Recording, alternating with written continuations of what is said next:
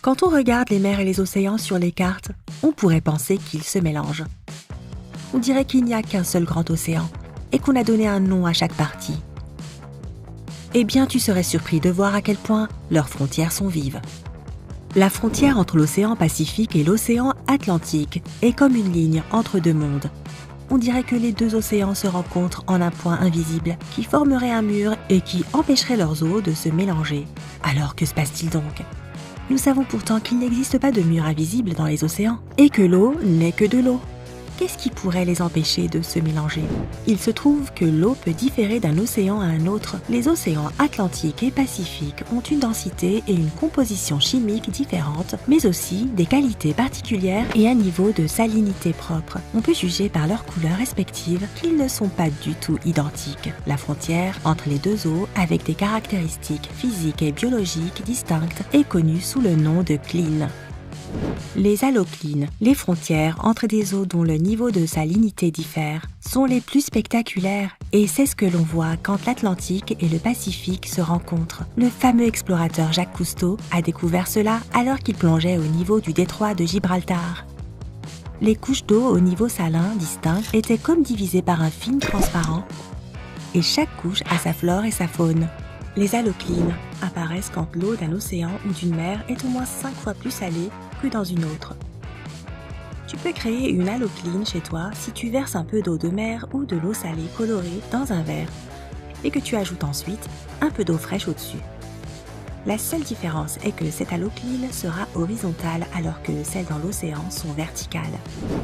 Si tu te souviens des bases de tes cours de physique, tu peux en déduire qu'un liquide plus dense devrait se retrouver en couche inférieure et le moins dense au-dessus.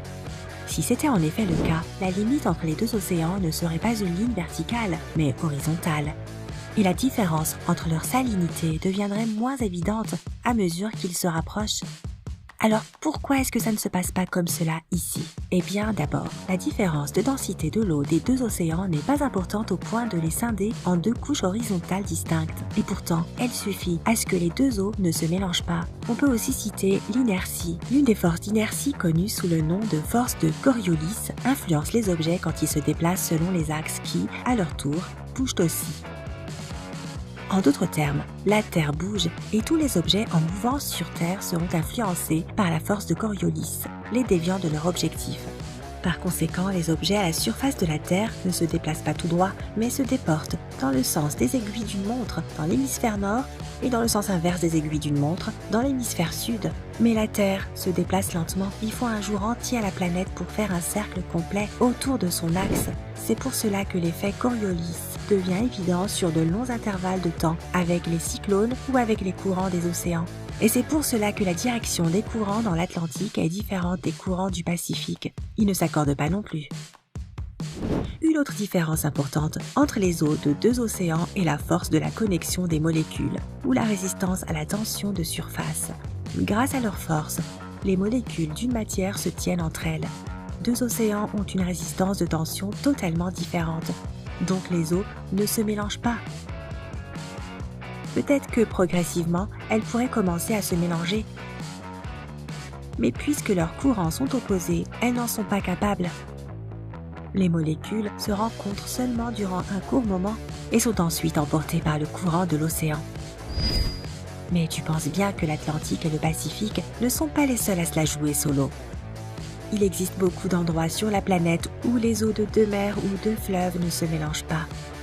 Il existe aussi des thermoclines, des frontières entre l'eau de différentes températures, comme l'eau chaude du Gulf Stream et l'eau bien plus froide de l'océan Atlantique Nord.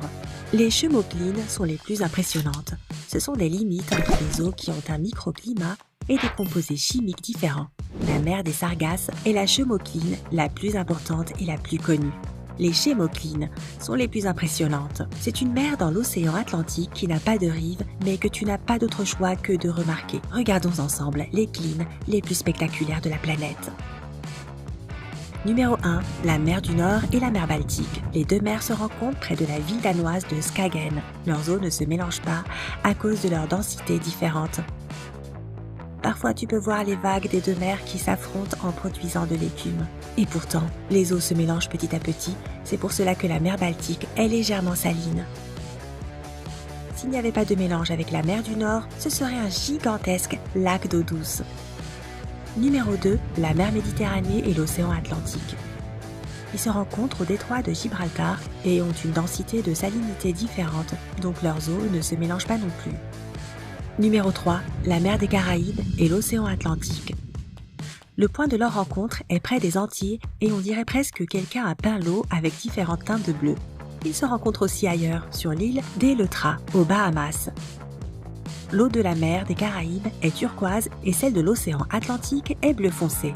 Numéro 4, le fleuve Suriname et l'océan Atlantique se rencontrent près de Paramaribo en Amérique du Sud. Numéro 5, le fleuve Uruguay et ses affluents. Ceux-ci se rencontrent dans la province de Misiones en Argentine. L'un d'eux est traité pour être utilisé dans l'agriculture et l'autre devient presque rouge à cause du terreau durant les saisons de pluie. Numéro 6, le Rio Negro et le Rio Solimões, un bras de l'Amazone, tout près de la ville de Manaus, au Brésil. Le Rio Negro et le Rio Solimões se rejoignent mais ne se mélangent pas. Et ce sur un peu plus de 3 km. Le Rio Negro est noir et le Solimões est clair. Ils ont des températures distinctes et une vitesse de courant qui leur est propre. Numéro 7, la Moselle et le Rhin. Ils se rencontrent à Koblenz, en Allemagne. Le Rhin a une eau plus claire et la Moselle est plus sombre. Numéro 8, l'Ilz, le Danube et l'Inn. La jonction de ces cours d'eau se trouve à Passau, en Allemagne. L'Ilz est une petite rivière de montagne à gauche. Le Danube est au milieu et l'Inn est la rivière claire à droite. L'Inn est plus large que le Danube à cet endroit, mais c'est tout de même l'un de ses affluents. Numéro 9. L'Alaknanda et le Bhagirathi se rencontrent en Inde. L'Alaknanda est sombre et le Bhagirathi est clair. Numéro 10.